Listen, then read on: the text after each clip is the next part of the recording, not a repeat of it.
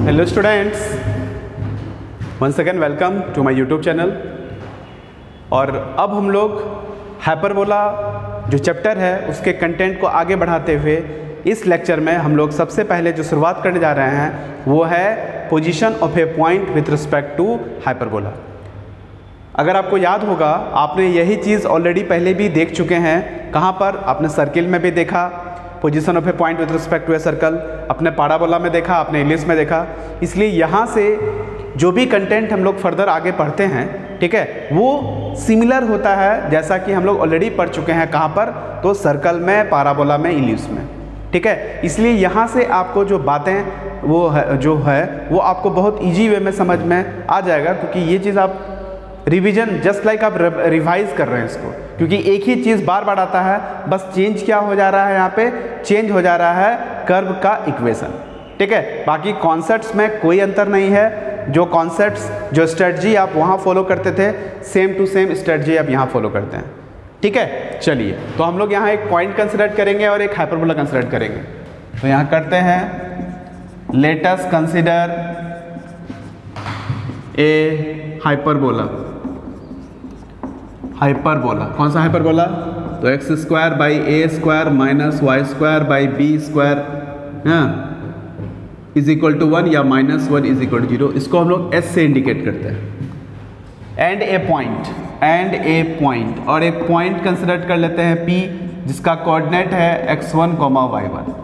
उसके बाद हम लोग क्या करते हैं, S1 निकालते हैं। S1 क्या होता है? पॉइंट को हाइपरबोला में इक्वेशन में सेटिस्फाई करने पर जो डाटा होता है उसको बोलते हैं S1। तो ये हो जाएगा x1 का स्क्वायर बाई a का स्क्वायर माइनस y1 का स्क्वायर अपॉन b का स्क्वायर -1। This is S1। गौर कीजिए, इससे पहले जितने सारे भी कर्व था, चाहे वो इलिप्स का इक्वेशन, चाहे वो इलिप्स का इक्वेशन हो, चाहे वो सर्किल हो, चाहे वो पाराबोला हो, याद कीजिए वाई स्क्वायर या वाई के कोफिशिएंट को हर हाल में हमको पॉजिटिव रखना है। लेकिन यहाँ पे वाई वाला जो टर्म है या वाई स्क्वायर वाला जो टर्म है उससे पहले नेगेटिव है, तो यहाँ थोड़ा चेंज कर जाएगा। अगर मैं पहले ही नेगेटिव को पॉजिटिव बना देता तो जो आप कॉन्सेप्ट वहाँ पढ़े हैं कि S1 का वैल्यू पॉजिटिव मतलब बाहर लाई करेगा, S1 नेगेटिव तो अंदर लाई करेगा, और S1 इक्वल टू 0 तो पर लाई करेगा। लेकिन यहाँ थोड़ा चेंज कर जाएगा, क्योंकि यहाँ आप वाई स्क्वायर या वाई का जो कॉफिशिएंट है उसको आप नेगेटिव लिए हुए हैं, ठीक है। तो यहाँ हम लिखेंगे S1 इतना हो गया, लिखेंगे द पॉइंट, कौन सा point? P, coordinate x1, y1 lies inside, on और outside the hyperbola, outside the hyperbola if S1, याद कीजिए इनसाइड है तो पहले हम लोग पढ़ते थे लेस देन, लेकिन यहाँ हम लोग पढ़ेंगे ग्रेटर देन 0, ठीक है। ऑन मतलब पर, तो इक्वल टू 0, यहाँ लिखेंगे S1 इज इक्वल टू 0। और आउटसाइड है तो लेस देन 0, और S1 लेस देन 0, ठीक है। इफ इतना, यहाँ क्या लिखेंगे? The point P x1 y1 lies inside, on और आउटसाइड द हाइपरबोला, ठीक है। According as this hyperbola, according as this. अगर इस तरह का सिचुएशन है तब जाके हम कहेंगे कि कोई पॉइंट जो है उस हाइपरबोला के रिस्पेक्ट में कहाँ लाई करता है। तो याद कीजिए, अगर S1 ग्रेटर देन हो जाए तो इस बार लाई करेगा इनसाइड, S1 इक्वल टू 0 हो जाए तो लाई करेगा ऑन द हाइपरबोला, मतलब ब्रांच जो होता है वहाँ पे लाई करेगा। लेकिन अगर S1 लेस देन 0 हो जाए तो क्या करेगा? पॉइंट जो है आपका आउटसाइड, मतलब बाहर लाई करेगा। ये चेंज इसलिए हुआ क्योंकि यहाँ पर एक्स स्क्वायर या वाई स्क्वायर का जो कोफिशिएंट है वो आपका नेगेटिव लिया गया है। अगर वही हम पॉजिटिव बना देते तो लेस देन पर इनसाइड और ग्रेटर देन पर आउटसाइड ही मिलता, जैसा कि हम लोग को प्रीवियस के चैप्टर्स में मिला है, जो कि जैसे सर्कल में हुआ, पाराबोला में हुआ और इलिप्स में हुआ, ठीक है। तो उससे घबराने की ज़रूरत नहीं है। चेंज क्यों हुआ ये आपको हम बता दिए। चलिए इस पर एक क्वेश्चन देखते हैं।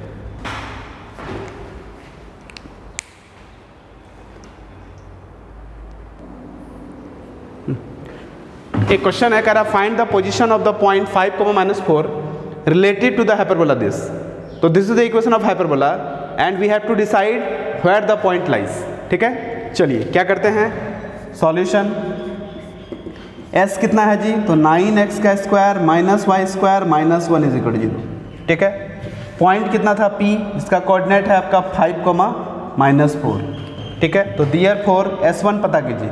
s1 क्या होता है, पॉइंट को सेटिस्फाई कर देता है। तो x की जगह में 5 तो हो जाएगा 9 × 5 का स्क्वायर मतलब 25 माइनस वाई स्क्वायर मतलब 4 का स्क्वायर तो ये हो जाएगा 16 माइनस 1। देखने से ही लग रहा है ये पॉजिटिव है, तो जब ये पॉजिटिव आ गया इसका मतलब कहाँ लाई करेगा, लाइज इनसाइड। तो this imply the point 5,-4 lies करेगा इनसाइड द हाइपरबोला। मतलब बहुत आसान है, बस आपको मेथड फॉलो करना है जो भी हमने आपको बताया है। तो किसी पॉइंट का पोजीशन हम इजी वे में डिसाइड कर सकते हैं। ठीक है, अकॉर्डिंग टू दिस कॉन्सेप्ट। चलिए अब जो अगला कंटेंट देखने जा रहे हैं वो है आपका इंटरसेक्शन किसका, किसी एक लाइन का किसी एक हाइपरबोलिक इक्वेशन के साथ। ठीक है, इसको एक बार देख लो।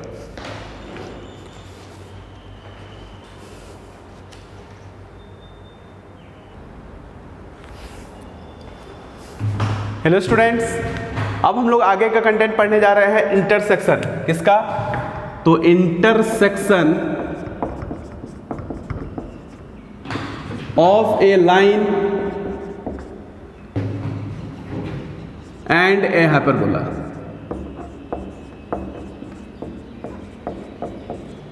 एक लाइन का एक हाइपरबोला के साथ इंटरसेक्शन देखते हैं। ठीक है, तो यहां कंसिडर कर लेंगे, let us consider a hyperbola. क्या, तो x square upon A square minus Y square upon B square is equal to 1 and a line, और एक लाइन मानते हैं y is equal to mx plus C. ठीक है, ये इक्वेशन 1, ये इक्वेशन 2। मैंने आपको पहले भी कहा था कि पॉइंट ऑफ इंटरसेक्शन निकालना है और एक कर्व और एक स्ट्रेट लाइन हो तो elimination method is the best method to find out the value of the point of intersection. तो यहाँ पर y को एलिमिनेट करना ज़्यादा आसान है, तो क्या करेंगे, दोनों को सॉल्व करते हैं। तो यहाँ पे क्या कर रहे हैं, सॉल्व कर रहे हैं किसको किसको, 1 और 2 को। सॉल्व करने का कौन सा मेथड है, यूजिंग इलिमिनेशन मेथड को यूज कर रहे हैं हम लोग। ठीक है, तो बोलो कितना हो जाएगा, तो ये हो जाएगा x square by a square minus y के जगह में क्या यूज करेंगे, mx प्लस सी। तो this is mx plus c whole square upon B square is equal to 1। ठीक है, चलिए इसको थोड़ा सा वर्कआउट कीजिए, कैलकुलेशन कीजिए। तो ये हो जाएगा b square x square minus a square M square x square plus 2mc(x) plus c square is equal to A square B square. ठीक है, इसको थोड़ा और सिंप्लीफाई करो, हो जाएगा b square minus a square M square, यहाँ हो जाएगा एक्स स्क्वायर। ठीक है, और माइनस 2mc(a) इंटू एक्स और माइनस ए स्क्वायर कॉमन ले लेते हैं तो हो जाएगा c square plus B square is equal to 0। ये आपको क्या दिख रहा है, क्वाड्रेटिक इक्वेशन है। तो यहाँ लिख सकते हैं दिस इज क्वाड्रेटिक इक्वेशन किसके टर्म है जी, तो इन टर्म्स ऑफ एक्स। अगर ये क्वाड्रेटिक इक्वेशन है तो इसका ऑब्वियसली डिस्क्रिमिनेंट होगा। डिस्क्रिमिनेंट को हम लोग डी से इंडिकेट करते हैं। डिस्क्रिमिनेंट क्या होता है, बी स्क्वायर माइनस 4ac। तो ये हो जाएगा 4m square C square A to the power 4 minus 4a। ए की जगह में कितना लिखेंगे, तो हो जाएगा b square minus a square M square, this is a. और सी की जगह में कितना लिखेंगे, तो हो जाएगा यहाँ पे ए स्क्वायर और ये हो जाएगा c square plus B square. ठीक है, दिस इज डिस्क्रिमिनेंट। क्लियर। अब क्या करेंगे, इस डिस्क्रिमिनेंट जो भी आया इसको थोड़ा सा हम सिंप्लीफाई करते हैं। तो हो जाएगा 4m square C square A to the power 4 multiply कर दो तो ये हो जाएगा माइनस 4b स्क्वायर ए स्क्वायर सी स्क्वायर, ये माइनस ही रहेगा। तो हो जाएगा माइनस 4 बी स्क्वायर ए स्क्वायर फिर बी टू द पावर 4 हो जाएगा यहाँ पे। फिर इसको इसके साथ मल्टीप्लाई करें तो माइनस माइनस प्लस हो जाएगा 4 ए square A to the power 4 M square C square. ठीक है, minus minus plus.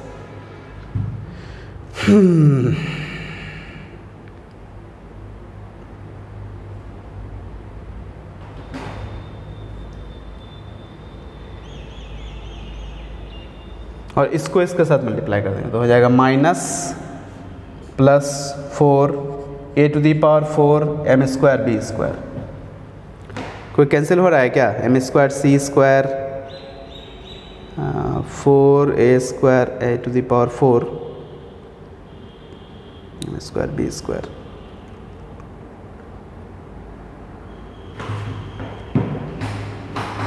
To the power 4 M square C square, ये टर्म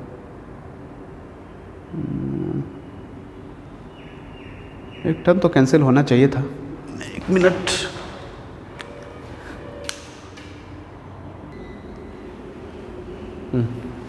सिल्ली मिस्टेक है। देखो यहाँ पे बी स्क्वायर माइनस 4 ए की जगह में तो ये हो गया, सी की जगह में माइनस साइन आएगा ना, तो ऑलरेडी माइनस, तो यहाँ प्लस हो जाएगा।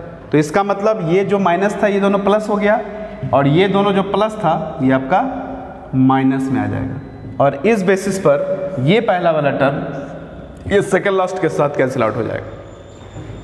तो जो बचा हुआ टर्म है उसको लिख लो, तो हो जाएगा 4 B square A square C square plus 4 B to the power 4 A square और minus 4 A to the power 4 M square B square. तो ये जो आपका टर्म है ये d का वैल्यू है। अब d के डिफरेंट सिचुएशंस पर आपका, हमको पता है डिस्क्रिमिनेंट है तो ग्रेटर देन 0 होता है तो roots are real and unequal, equal to 0 हो जाता है तो रूट्स आर रियल अनइक्वल, और अगर लेस देन 0 हो जाता है तो इमेजिनरी रूट्स प्रोवाइड्स करता है। कहने का मतलब d के डिफरेंट वैल्यू पर अब हमको पता चलेगा कि कब ये line y is equal to mx plus C उस कर्व को रियली में इंटरसेक्ट किया, कब उसको टच किया और कब उसको टच नहीं किया और नहीं कट किया, मतलब नाइदर टचिंग नहीं नॉर इंटरसेक्टिंग का केस। ठीक है, तो एक केस में सेकेंड बनेगा जब दो जगह कट करेगा, दूसरा केस में टेंजेंट बनेगा, तीसरा केस इंपॉर्टेंट नहीं है इसलिए उसको हम लोग डिस्कस नहीं करते हैं। तो फर्दर डिस्कशन के लिए हमको स्पेस चाहिए, इसलिए मैं बाकी को अब मिटा देता हूँ। ठीक है, चलिए यहाँ तक देखिए आप।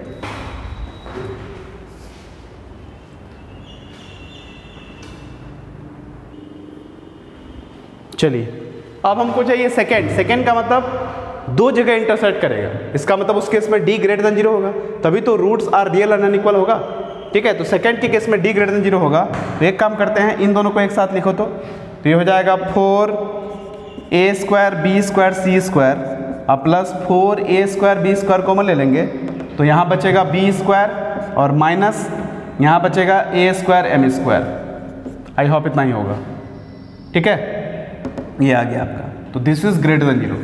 4 ए स्क्वायर बी स्क्वायर खत्म हो गया तो बच्चा कितना सी स्क्वायर प्लस ये हो जाएगा b square minus a square M square, एक साथ ग्रेटर देन 0।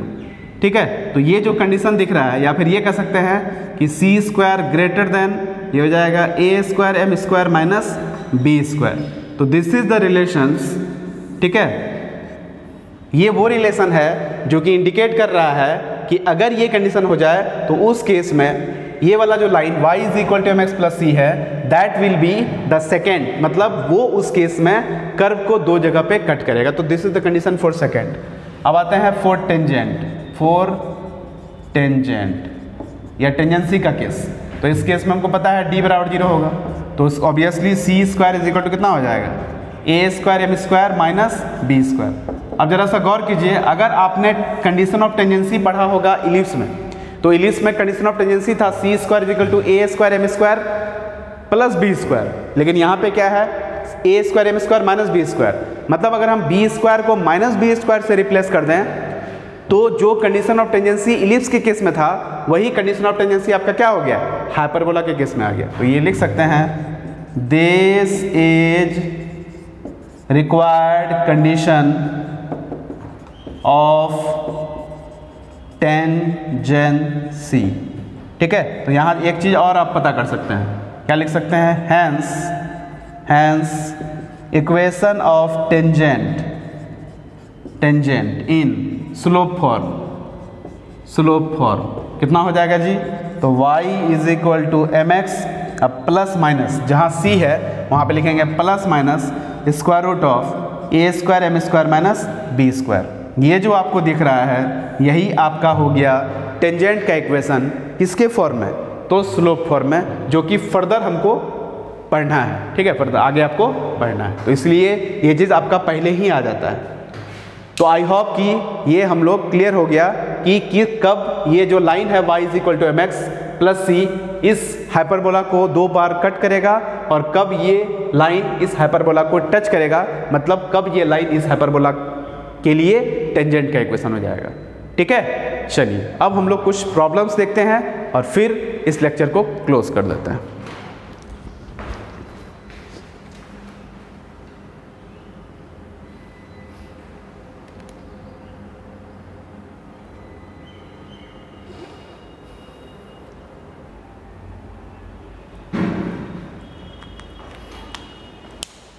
हेलो स्टूडेंट्स, करा है proof that the line Lx plus my plus n is equal to 0 touches the hyperbola this if this, मतलब this is the condition for tangency. यही ना show करने के लिए कह रहा है, गौर कीजिए यही चीज़ आपने हाइपरबोला में देखा था। ठीक है, तो बनाइए, कैसे बनाते हैं आपको पता है। सॉल्यूशन गिवन लाइन का इक्वेशन कितना है जी, Lx plus my plus n is equal to 0। मैंने पहले भी कहा था कि अगर आपको कंडीशन ऑफ टेंजेंसी लगाना है तो लाइन आपका y is equal to M x plus c के फॉर्म में होना चाहिए। मतलब first of all you have to arrange this in slope intercept form.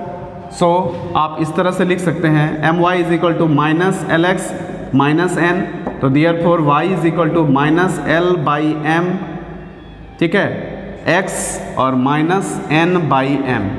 तो m के जगह में, ये m के जगह में कितना हो गया, इतना, और c के जगह में इतना हो गया। ठीक है, minus n by m c हो गया, और m के जगह में हो गया माइनस एल बाई एम। अब यहाँ लिखेंगे we have condition of tangency, condition of tangency, ठीक है, फॉर द लाइन,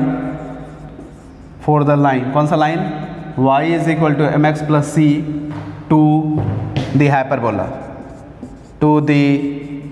हाइपरबोला, कौन सा हाइपरबोला, तो x square upon A square minus Y square upon B square is equal to 1। ठीक है, इज कितना है, तो c square is equal to A square M square minus B square. ये हमको पता है, ये किसके लिए पता है, तो y is equal to M x plus c के लिए। लेकिन मेरा स्ट्रेट लाइन तो l x plus m y plus n है, तो आप ही बोलिए कितना हो जाएगा। तो देयरफॉर जहाँ c है वहाँ क्या रखेंगे, तो माइनस n बाई एम का whole square is equal to A square, m के जगह में कितना लिखेंगे, तो ये हो जाएगा माइनस एल बाई एम का होल स्क्वायर और माइनस बी स्क्वायर। इसको सिंप्लीफाई कर लो तो हो जाएगा n square is equal to A square l square minus m square B square.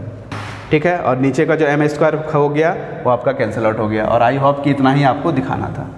ठीक है, तो आप देख सकते हैं ये आ चुका है। तो ये जो टाइप का क्वेश्चन है, इस टाइप का क्वेश्चन आप पहले भी बहुत बार बना चुके हैं, इसलिए आपको आश्चर्य नहीं लगेगा कि कैसे हम लोग इस तरह के क्वेश्चंस को डील कर लेते हैं। ठीक है, चलिए कुछ और क्वेश्चंस देखते हैं।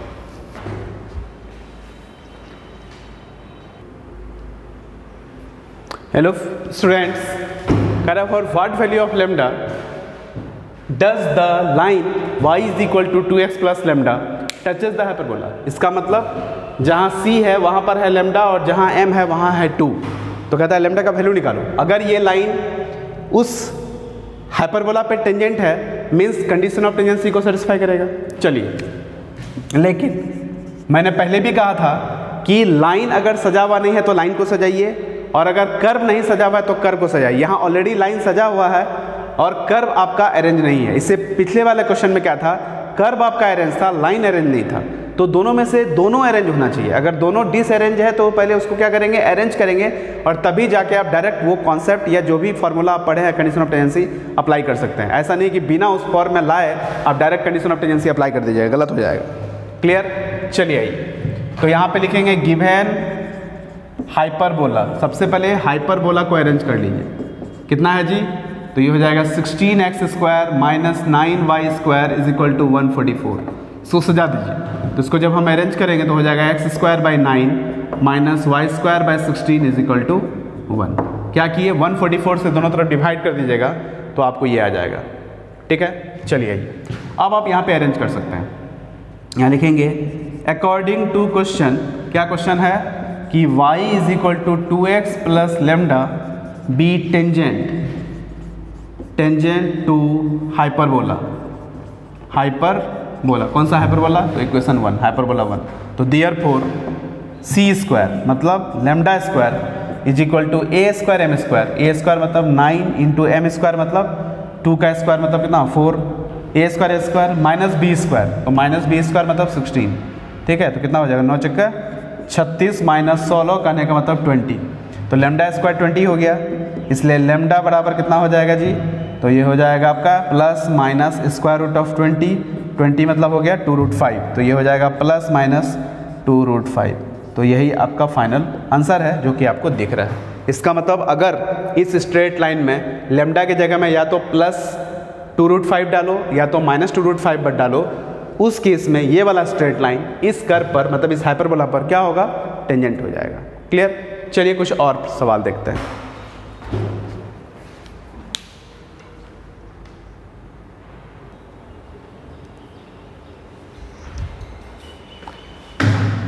हेलो स्टूडेंट्स, एक सिमिलर क्वेश्चन है, बस थोड़ा डाटा चेंज है। कह रहा है so that the line x cos alpha plus y sin alpha is equal to p touches the hyperbola this if this, मतलब ये कंडीशन ऑफ टेंजेंसी होगा, ऐसा क्वेश्चन कह रहा है। तो सेम बनाने का तरीका वही है, लिखो सॉल्यूशन। सबसे पहले क्या करेंगे, आपका हाइपरबोला इस केस में अरेंज है बट लाइन आपका y is equal to x plus c के फॉर्म में नहीं है, तो इस केस में लाइन को आप अरेंज करोगे। तो सॉल्यूशन यहाँ लिखेंगे गिवन लाइन, लाइन कितना है जी, तो हो जाएगा x cos alpha plus y sin alpha is equal to p। ठीक है, तो यहाँ लिख सकते हैं y sin alpha is equal to minus x cos alpha, ठीक है, प्लस p। ठीक है, तो therefore y is equal to minus cos alpha by sin alpha into x और plus p by sin alpha. तो जहाँ m है वहाँ पे इतना आया और जहाँ c है वहाँ इतना आया। ठीक है, तो this is m and this is c। अब अकॉर्डिंग टू क्वेश्चन क्या हो जाएगा, condition of tangency, condition of tangency मतलब c² is equal to a² m², formula ये ना होता है a² m² माइनस b²। तो c² की जगह में कितना है, तो ये हो जाएगा p² by sin² alpha is equal to a²। m की जगह में क्या लिखेंगे, तो cos² alpha upon sin² alpha minus b²। तो दिस इज b²। एलसीएम ले लीजिए तो हो जाएगा p² is equal to a² cos² alpha minus b² sin² alpha. यही तो आपको शो करना था कि अगर a cos² alpha minus b² sin² alpha is equal to p² हो जाता है, तो उस केस में ये वाला जो स्ट्रेट लाइन है x cos alpha plus y sin alpha is equal to p, that will be the tangent to the hyperbola x² upon a² minus y² upon b² is equal to 1। तो this last 3 problems completely based on the condition of tangency. और आपको बता दें ये बहुत important concept है, generally इससे question पूछा जाता है, इसलिए मैंने 3 क्वेश्चन यहाँ पे एक ही कॉन्सेप्ट पे करा दिया आपको। ठीक है, तो इतना ही करके इस लेक्चर को मैं क्लोज करता हूँ और मैं अगले लेक्चर की तरफ मूव करूँगा और जिसमें एक कुछ नए कंटेंट्स हाइपरबोला का ही हम लोग को पढ़ना है। तब तक के लिए good bye and happy learning.